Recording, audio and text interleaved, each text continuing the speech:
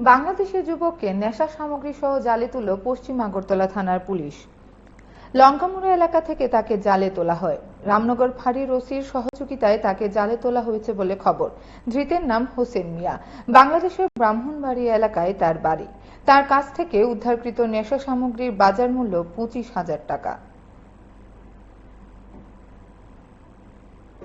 কালকে বিকালের দিকে আমরা রামনগর ওসি দেবব্রত বিশ্বাস এই লঙ্কামুড়ার দিকে মোবাইল করছিলেন আর কি। মোবাইল করার সময় একটা সিক্রেট ইনফরমেশন পেয়েছিল যে একজন মানুষের হাতে এই কন্ট্রাব্যান্ড আইটেম আছে, কয়েকটা কন্ট্রাব্যান্ড আইটেম আছে।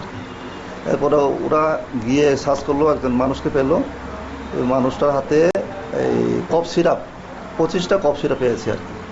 এরপরে আমরা এনডিপিএস কেসে বুক করেছি, তখন আমরা ইনভেস্টিগেশন করবো আর কি। নামটা